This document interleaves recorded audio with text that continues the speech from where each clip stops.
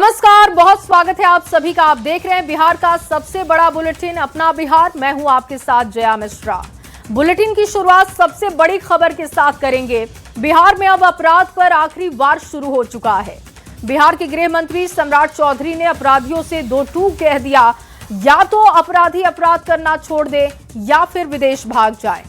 बाढ़ में पुलिस ने खूंखार अपराधी को लंगड़ा बनाकर एक बार फिर से सख्त संदेश दिया है। दिखाते हैं आपको ये खास रिपोर्ट। या तो भाई परमानेंट नेपाल निकल चलो, लेकिन बिहार में रहोगे तो मोतिहारी के जेल के अंदर ही बंद होना होगा, दूसरा कोई उपाय नहीं। बिहार में अब अपराधी बचेंगे नहीं। अपराधी या तो अपराध करना छोड़ दें या फिर गोली खाने के लिए तैयार रहें। अपराधियों को गोली का जवाब गोली से ही मिलेगा। अगर आपको यकीन नहीं है तो बाढ़ की इस तस्वीर को देखिए। एनकाउंटर स्थल पर पड़े पिस्टल और कारतूस इस बात की गवाही दे रहे हैं कि बिहार में अब अपराधियों की खैर नहीं है। एनकाउंटर स्थल पर गहमा गहमी की ये तस्वीरें बता रही हैं कि फिर किसी कुख्यात का एनकाउंटर किया गया है। दरअसल बाढ़ में पुलिस ने कुख्यात अपराधी प्रहलाद कुमार को गोली मारकर घायल कर दिया। प्रहलाद कुमार का हफ एनकाउंटर कर लंगड़ाने को मजबूर कर दिया। पुलिस और एसटीएफ के ज्वाइंट ऑपरेशन के दौरान कुख्यात प्रहलाद पुलिस पर फायरिंग कर भागने लगा।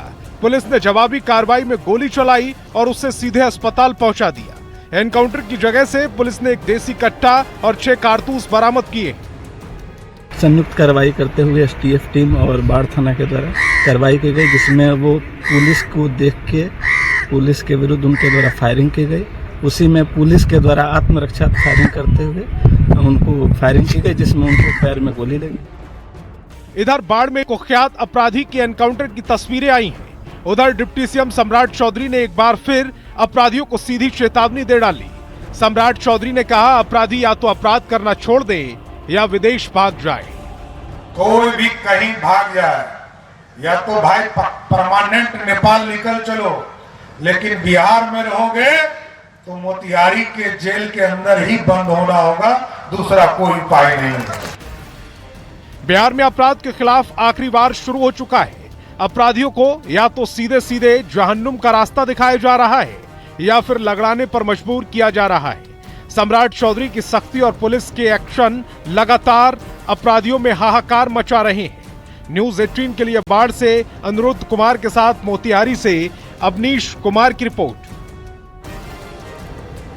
और वहीं विदेश दौरे के बाद तेजस्वी यादव बिहार लौट आए हैं। तेजस्वी यादव ने बिहार लौटते ही नीतीश सरकार पर जमकर वार किया। तेजस्वी यादव ने कहा, बिहार चुनाव में जनता हारी है, तंत्र जीता है। लोकतंत्र को धन तंत्र और मशीन तंत्र बना दिया गया। तेजस्वी ने छल कपट से चुनाव जीतने का आरोप लगाते हुए कहा कि सरकार के वादे पर 100 दिन के बाद बोलेंगे। तेजस्वी के बयान पर केंद्रीय मंत्री चिराग पासवान ने भी पलटवार किया। चिराग ने कहा कि तेजस्वी यादव और उनकी पार्टी हार की जिम्मेदारी से पल्ला झाड़ रही है। जब तक वो अपनी हार पर मंथन नहीं करेंगे तब तक स्थिति नहीं सुधरेगी। पिछले चुनाव में इस लोकतंत्र में लोक हारा है और तंत्र जीती है। आप कह सकते हैं कि लोक की हार हुई है और तंत्र की चुनाव में जीत हुई है। जनतंत्र को इन लोगों ने धन तंत्र और मशीन तंत्र बना दिया है। हम लोग सब लोग जानते हैं कि क्या षड्यंत्र रचा गया, छल कपट से ये लोग चुनाव जीते। तो 100 दिन तक इस सरकार के निर्णय और नीति पे हम कुछ नहीं बोलेंगे और देखते हैं कि 100 दिन बाद कब हमारी माताओं बहनों को 2-2 लाख रुपया मिलता है। ये लोग सिर्फ पल्ला झाड़ रहे हैं हार का। मैं आग्रह करूंगा राजद और विपक्ष के नेताओं से, जब तक आप अपनी हार पे मंथन नहीं कीजिएगा आप समझ ही नहीं पाइएगा। और आप लोग आज से ये लोग चुनाव नहीं हार रहे हैं, ये लोग 2010 से ये लोग लगातार चुनाव हार रहे हैं। राजद 2005 के बाद कभी अपने बलबूते पर वापस आने की कल्पना नहीं कर सकती। हकीकत है कि जो जंगल राज इनके कार्यकाल में रहा है, आज भी जनता उसको भूली नहीं है। तो देखिए, तेजस्वी यादव का कहना है कि 100 दिन के बाद वो सरकार के कामकाज पर अपना बयान रखेंगे। तेजस्वी के इस बयान पर सियासत अब गर्मा गई है। केंद्रीय मंत्री गिरिराज सिंह और बिहार बीजेपी अध्यक्ष संजय सरावगी ने भी तेजस्वी पर निशाना साधा है। सुनवाते हैं आपको बयान। तो तेजस्वी यादव का कहना है कि वो बात करेंगे 100 दिन के बाद, वो पूछेंगे सरकार से, क्योंकि 100 दिन का समय तो देना चाहिए नई सरकार, और नई सरकार के कामकाज पर बोलने के लिए 100 दिन का वक्त तेजस्वी यादव ले रहे हैं।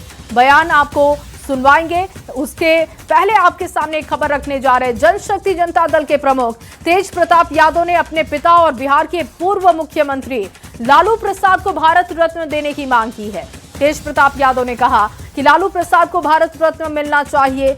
जनशक्ति जनता दल की तरफ से पत्र लिखकर भारत सरकार से ये मांग की जाएगी। वहीं बीजेपी के प्रदेश अध्यक्ष संजय सरावगी ने लालू परिवार पर निशाना साधा। उन्होंने कहा कि पूरा लालू परिवार भ्रष्टाचार में लिप्त है। रत्न की भी मांग की है लालू जी को। हाँ, तब क्या, भारत रत्न तो मिलना ही चाहिए, क्या दिक्कत है?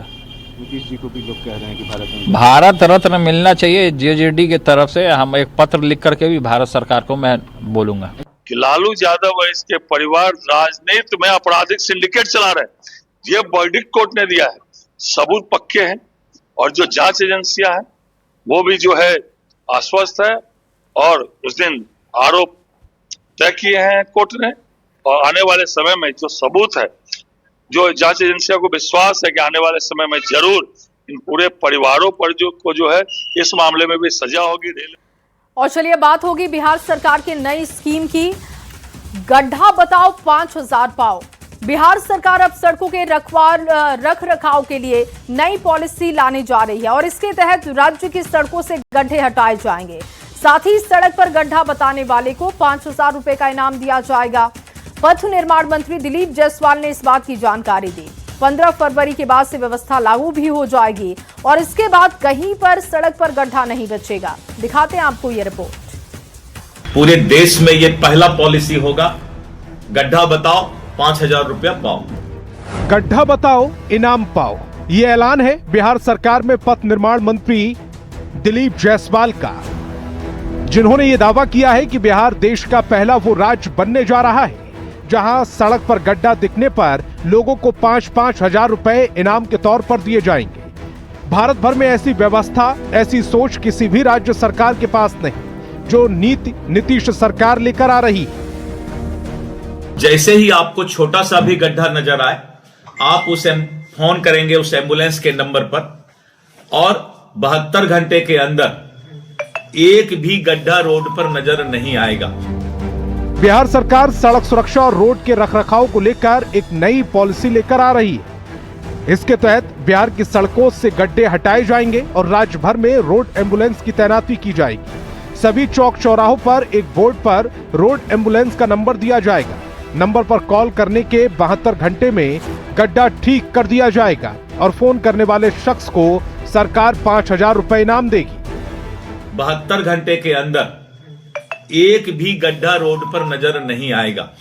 हो सकता है कि हम एक पॉलिसी लाने वाले हैं, पूरे देश में ये पहला पॉलिसी होगा, गड्ढा बताओ 5000 रुपया पाओ। यानी बिहार की सड़कें अब गड्ढा मुक्त होंगी। ना तो बारिश में आपकी गाड़ी फंसेगी और ना ही जल जमाव होगा। गड्ढे के कारण ना तो कोई सड़क हादसा होगा और ना ही किसी की जान जाएगी। 15 फरवरी के बाद ये व्यवस्था लागू हो जाएगी। इसके बाद सड़क पर कहीं कोई गड्ढा नहीं बचेगा तो सिर्फ खौफ उन ठेकेदारों और इंजीनियरों के मन में जो नोटों की गड्ढी के चक्कर में गुणवत्ता से समझौता कर बैठते। ऐसे में देखना होगा कि सरकार की इस पहल से ऐसे लोगों पर क्या असर पड़ता है। किशनगंज संवाददाता आशीष सिन्हा के साथ ब्यूरो रिपोर्ट, न्यूज़ 18। और वहीं बिहार में पुलिस और शराब तस्कर तू डाल तो मैं पात का खेल खेल रहे हैं। शराबबंदी को सफल बनाने के लिए पुलिस अवैध शराब की तस्करी रोकने के लिए दिन रात छापेमारी में जुटी है। कभी दुकान में शराब, कभी घर में शराब, तो कभी गाड़ियों और कई जगहों पर तहखाने में शराब मिल जाती है। ट्रेन में भी यात्रियों के पास से शराबें बरामद हो जाती हैं। लेकिन बक्सर से आई शराब तस्करी की ये तस्वीरें आपके होश उड़ाने के लिए काफी है। यहां माफिया ने किसी गाड़ी को नहीं, बैग को नहीं, बल्कि ट्रेन के इंजन में तहखाना तैयार कर दिया। दिखाते आपको ये खास रिपोर्ट।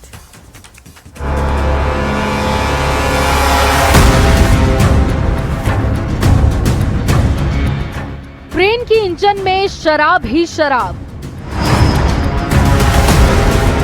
ट्रेन में बने तहखाने में भी शराब। बोर्ड के भीतर शराब। बिजली कनेक्शन के बीच में शराब। कहीं इधर शराब, कहीं उधर शराब। इन तस्वीरों को देखकर ऐसा लग रहा है मानो ये ट्रेन का इंजन नहीं, चलती फिरती शराब की दुकान हो, जहां हर ब्रांड की बोतल उपलब्ध है। ये तस्वीरें पूर्ण शराबबंदी वाले बिहार के बक्सर स्टेशन से सामने आई हैं। रेल पुलिस ने जब स्टेशन पर इस पैसेंजर ट्रेन के इंजन की तलाशी ली तो पुलिस वालों की आंखें फटी की फटी रह गईं। जब रेल पुलिस को, आरपीएफ को इस बात की भनक मिली तो रेल पुलिस ने जब जो इंजन का सर्च किया तो उसमें भारी मात्रा में शराब, हजारों रुपए मूल्य के शराब बरामद हुए हैं। और हर कोई हैरान था, हर कोई परेशान था, क्योंकि ये कारस्तानी शराब तस्करों की थी। पर वो एक भूल कर बैठे कि कानून की पहुंच से कुछ भी दूर नहीं।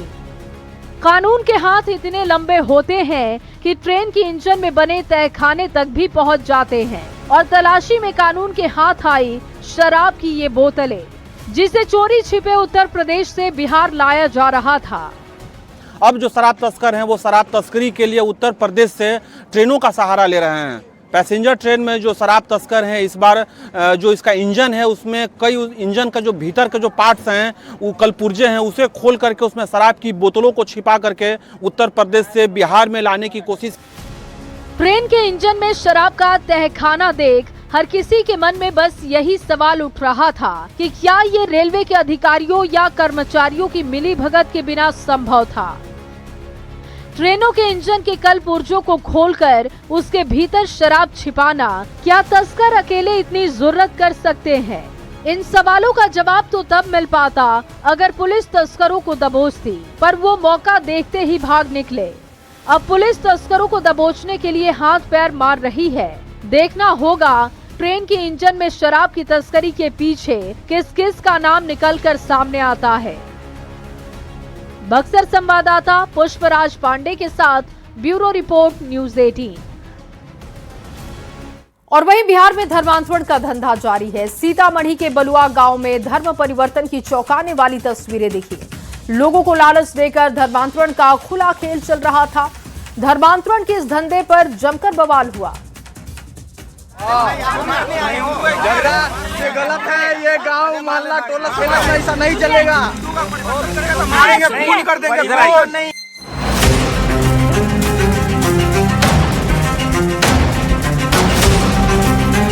हंगामा और बवाल की तस्वीरें सीतामढ़ी के बलुआ गांव की हैं, जहां धर्मांतरण का खेल चल रहा था। धर्मांतरण के धंधेबाज अपने मिशन में लगे थे। धर्मांतरण कराने की खबर गांव में जंगल की आग की तरह फैल गई। फिर क्या था, धर्मांतरण के अड्डे पर बड़ी संख्या में लोग जुट गए। देखते ही देखते हंगामे की स्थिति बन गई। जमकर बहस हुई, तू और मैं हुआ। धर्मांतरण के धंधेबाजों और ग्रामीणों के बीच हाथापाई तक की नौबत आ गई। अगर आपके पास सबूत है तो लाइए, अभी हमारे पास मानिएगा, हम मारिएगा, हम मान लेंगे। क्या रे, आराम से बात करिए दोस्त, गलत नहीं बोलेगा भैया। विवाद बढ़ता देख पुलिस तत्काल हरकत में आई और आरोपी को हिरासत में ले लिया। पुलिस ने आक्रोशित भीड़ को शांत कराया और हालात को नियंत्रण किया। बलुआ गांव के लोगों का साफ कहना है कि जहां लालच देकर धर्म परिवर्तन की कोशिश हो रही थी, धर्मांतरण का खुला खेल चल रहा था। बड़ा सवाल है कि बिहार में धर्मांतरण का खेल कब तक चलेगा। धर्मांतरण के धंधेबाजों पर कार्रवाई क्यों नहीं होती? गरीबों को लालच देकर धर्म परिवर्तन की साजिश क्यों हो रही है? न्यूज 18 के लिए सीतामढ़ी से राकेश कुमार की रिपोर्ट। कोई नहीं है। आप कीजिए, चाचा जी और अब खबर भागलपुर से, जहां भागलपुर में 100 कौवों की मौत से सनसनी मच गई है। नौगछिया में कौवे तड़प कर जान दे रहे हैं। कौवे की मौत को लेकर कई सवाल उठ रहे हैं। दिखाते हैं आपको ये रिपोर्ट। छटपटा छटपटा कर मौत के मुंह में समाते इन कौवों की तस्वीर हम आपको नहीं दिखा सकते हैं। ये तस्वीरें हैं भागलपुर के नवगछिया की, जहां सैकड़ों की संख्या में मासूम कौवे काल के गाल में समा रहे हैं। नवगछिया में कौवों की काऊ काऊ घरों से लेकर खेतों तक सुनाई देती है, लेकिन अब ये कौवे तड़प तड़प कर मर रहे हैं। इस इलाके में कौवों की मौत से सनसनी मची है। 100 से ज्यादा कौवे की मौत को लेकर कई सवाल उठ रहे हैं। स्थानीय लोगों का दावा है कि पास के तालाब में मछली को जल्दी बड़ा करने के लिए केमिकल दिया गया था। इसी जहरीले केमिकल वाला पानी पीने से कौवों की मौत हो गई। और इसको हम लोग अभी भेजेंगे वहाँ जांच के लिए। और जांच में जैसा पता चलेगा कहाँ कहाँ जाएगा जांच में? ये भागलपुर जाएगा। भागलपुर जाएगा। सर पहले इस तरह का, आप तो बगल में है ऑफिस, आपको ऐसा दिखा था कुछ क्या? नवगछिया में कौवों की मौत का सिलसिला जारी है। वन विभाग की टीम पता कर रही है कि इतनी ज्यादा संख्या में आखिर कौवों की मौत कैसे हुई। जहरीला पानी या ठंड या फिर कहीं बर्ड फ्लू तो मौत का कारण नहीं। मृत कौवों का सैंपल लेकर जांच के लिए भेजा गया है। बड़ा सवाल है कि इन बेजुबान कौवों की मौत का जिम्मेदार आखिर है कौन। न्यूज़ 18 के लिए भागलपुर से आशीष रंजन की रिपोर्ट। और चलिए आगे बढ़ते हुए आपके सामने एक बड़ी खबर रखे। पटना से ये बड़ी खबर, चाय को लेकर विवाद में अपहरण की जानकारी है। महज 2 घंटे के भीतर युवक को बरामद किया गया है। पुलिस ने तुरंत कार्रवाई की। बहादुरपुर इलाके से सकुशल बरामद किया जा चुका है। अपहरणकर्ता मौके से फरार हो गए। 5 युवकों ने अपहरण किया था। आरोपियों की तलाश में छापेमारी जारी है। महज 2 घंटे के भीतर पुलिस को ये सफलता हाथ लगी है। बताया जा रहा है कि चाय को लेकर ये विवाद हुआ था और विवाद के बाद युवक का अपहरण हो गया। हालांकि महज 2 घंटे के भीतर युवक को बरामद किया गया। बहादुरपुर इलाके से सकुशल बरामदगी की गई है। अपहरणकर्ताओं की तलाशी के लिए अब लगातार टीमें छापेमारी कर रही हैं। कि लगभग 5 युवकों के द्वारा पाटलिपुत्र स्पोर्ट्स स्टेडियम के पास एक 22 वर्षीय युवक जिनका नाम सुमित कुमार है, उनको जबरदस्ती एक व्हाइट कलर के टाटा निक्सन में बिठा करके और उनको अगवा कर लिया गया। इस सूचना मिलते वरीय पुलिस अधीक्षक सर के आदेश से एक टीम का गठन किया गया और टीम का नेतृत्व कंकड़बाग थाना अध्यक्ष अभय कुमार कर रहे थे। टीम के द्वारा त्वरित एक्शन से उनका टेक्निकल इंटेलिजेंस के आधार पर उनका पीछा किया गया और युवक को सकुशल बरामद किया गया। और अगली बड़ी खबर भी पटना से, जहां अमन शुक्ला हत्याकांड में खुलासा हुआ। एएसपी अभिनव कुमार का बयान सामने आया है। शूटर के करीब पहुंची है पुलिस जांच। एएसपी की तरफ से यह बयान दिया जा रहा है कि शूटर के करीब पहुंची है पुलिस जांच। हर एंगल पर जांच कर रही है पुलिस। कई लोगों से पुलिस पूछताछ कर रही है और शूटर के करीब पहुंची है पुलिस जांच। एक बड़ा संकेत, बड़ा इशारा उन्होंने दिया। अमन शुक्ला हत्याकांड में ये बड़ा खुलासा। एएसपी का बयान आपको बता रहे हैं। एएसपी अभिनव कुमार का बयान है, शूटर के करीब पुलिस जांच पहुंची है। बहुत जल्द गिरफ्तारी भी होगी। हर एंगल से पुलिस मामले को खंगाल रही है। देखिए, उसमें हम लोग शूटर्स के बहुत नजदीक पहुंच चुके हैं और उसमें हर एंगल से, सीनियर सर जैसा आप लोगों को बताए थे, हर एंगल से हम लोग उसमें जांच कर रहे हैं। शूटर्स के बारे में हम लोगों को इन्फॉर्मेशन मिला है।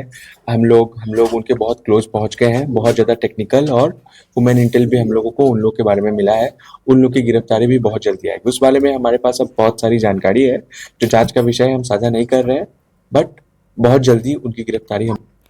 और अगली खबर आरा से, जहां ठंड से बचने की कोशिश में एक परिवार के लिए जानलेवा साबित हो गई अंगीठी।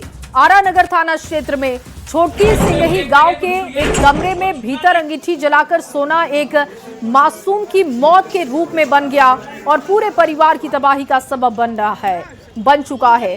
धुएं के चलते दम घुटने से 12 वर्षीय बजरंगी सिंह की मौके पर जान चली गई, जबकि माता पिता, छोटी बहन की हालत गंभीर है।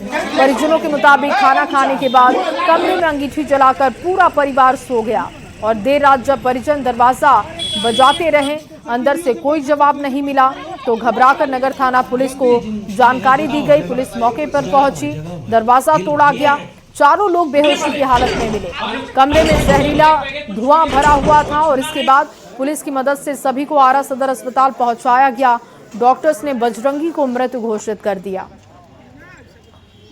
मैंने तोड़े, मैंने धक्का दे के तोड़े और तोड़ने के बाद में हम लोग अंदर ही किए तो देखे चार आदमी वहाँ पे, उनके बच्चे, एक बेटी, पत्नी, ये अपने, तो हम लोग हल्ला किए तो अपने ये जो है बंटी सिंह या वो जो है से हल्का उठे। हमने बताया कि क्या हुआ, आप लोग डरिए नहीं, बताइए, और हम लोग हॉस्पिटल ले चलते हैं, कोई बात नहीं है। और अगली बड़ी खबर आपके सामने सासाराम से रखने जा रहे हैं। मिनी गन फैक्ट्री का यहां पर खुलासा हुआ। ग्रिल बनाने के आड़ में धंधा, हथियार बनाने पर पुलिस का एक्शन। 2 देसी कट्टा कारतूस भी बरामद किया गया है। 3 अर्धनिर्मित कट्टा हथियार सामग्री जब्त की गई है पुलिस की तरफ से। मौके से 3 लोगों की गिरफ्तारी हुई है।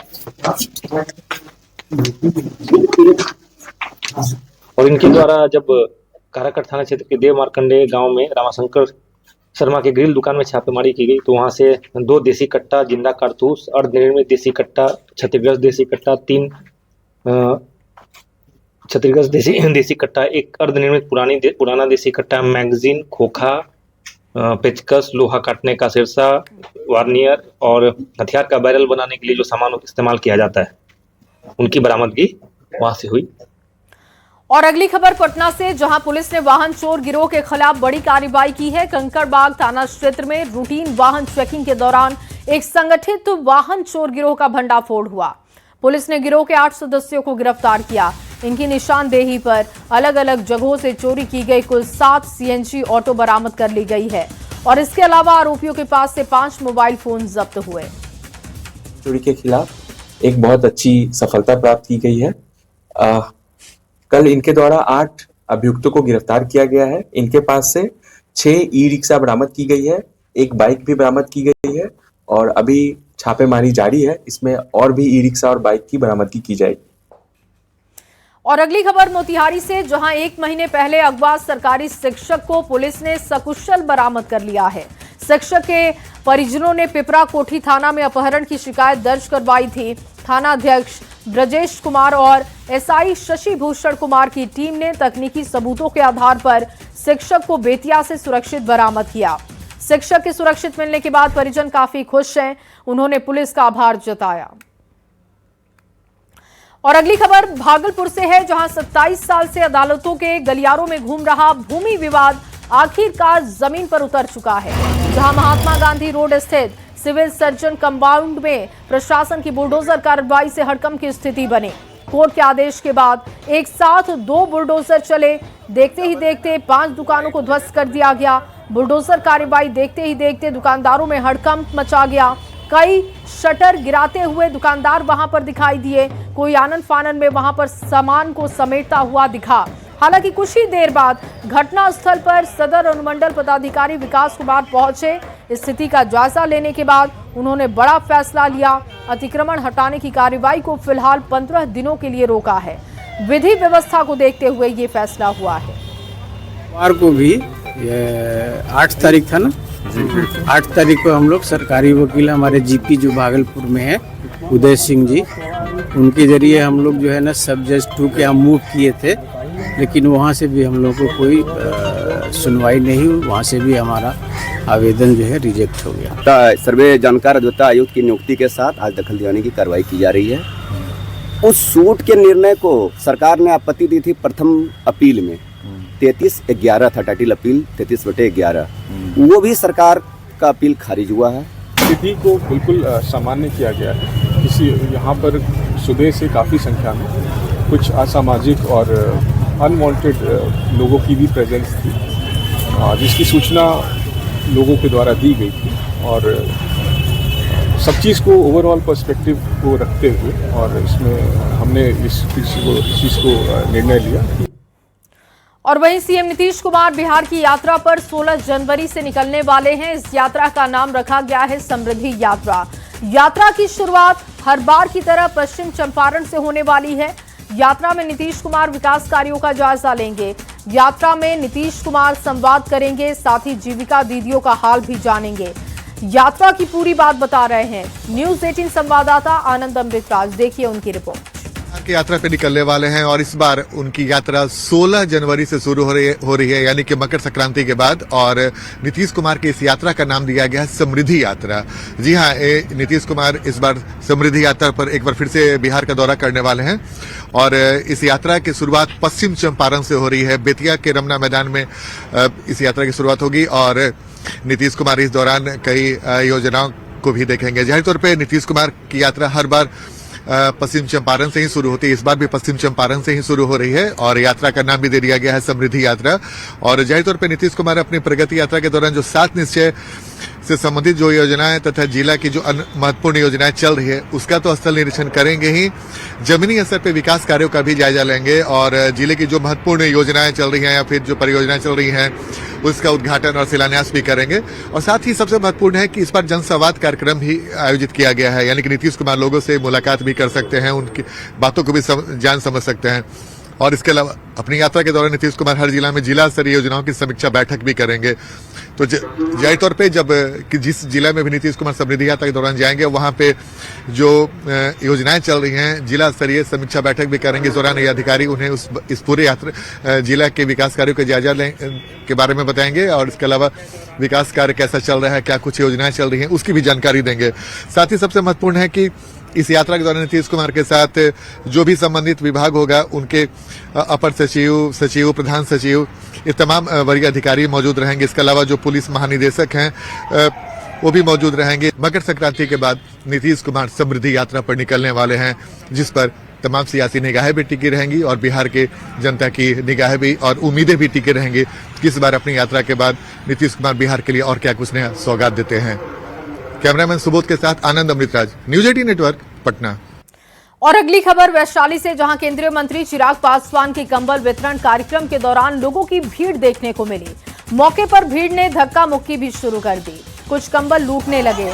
चिराग पासवान कुछ ही लोगों को कंबल बांटकर वहां से निकल गए, जिसके बाद बिना कंबल लौटे लोगों में नाराजगी देखने को मिली है। ठंड में कंबल लेने गए लोगों का अब वीडियो वायरल हो रहा है। चिराग भैया पहना देती, हम से 6 बजे से नंबर में लागल रहती है, सबके नंबर लगा देती, एक पतिये से फोटो खींच लेती। कहती जब बैठे आवे तब अपना हाथ से सब गोटा के कमर देती, तब माने कि अपना माने कि ओने खड़ा होकर सबके दे देती। अब भाग के सारा नेता के गलती है जब बांट दिल कि सारा लुटवा दे कम्बल बांटे हमरा कुरियन के खाली जमन किन के दे देते, जमन किए जाके वोट गिरा के बोले लकड़ा चिराग पासवान अपन बोले। और आज भले ही मुरलीगंज और बिहारीगंज सामान्य कस्बे की तरह आपको नजर आते हैं, लेकिन एक समय में उत्तर बिहार में जूट व्यापार के लिए सबसे बड़े केंद्र हुआ करते थे। सोने की फसल कही जाने वाली जूट ने मधेपुरा की ग्रामीण अर्थव्यवस्था को मजबूत किया। कोसी क्षेत्र के किसान यहां पाट बेचने पहुंचते थे।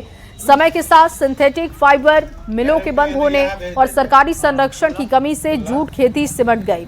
जेसीआई सेंटर बंद होने से किसानों को भारी नुकसान भी हुआ। अब किसान और व्यापारी सरकार से जूट क्लस्टर, एमएसपी और प्रोसेसिंग यूनिट की मांग कर रहे हैं। तो कहाँ की पानी का सुविधा था, धार और सब चीज था। हाँ, अब धार और रहा नहीं, पानी का सुविधा रहा नहीं। पानी की सुविधा नहीं रहने से लोग किसान लोग जो है खेती पाट का कम करना चाहते हैं। पाट के खेती के लिए पानी बहुत आवश्यक है। ये पाट का खेती अच्छा करते थे, 2, 4, 5 बीघा लगा देते थे, बढ़िया उपज होता था और पानी का पहले सुविधा था। अब तो कोई पानी का सुविधा है नहीं, उसमें पानी भी का हम लोगों को सुविधा नहीं है और लेबर तो जो मिलता है और रेट का कोई गारंटी सरकार का नहीं रहता है। अब पानी की व्यवस्था नहीं है, लेबर मजदूर नहीं मिलता है, सरकार उसका भाव का रेट नहीं देता है। इसी कारण अब हम लोग छोड़ दिए। अगर सरकार फिर से चाहेगी तो हम लोगों को देगा व्यवस्था तो करेंगे खेती लोग। और चलिए फिलहाल इस बुलेटिन में बस इतना ही।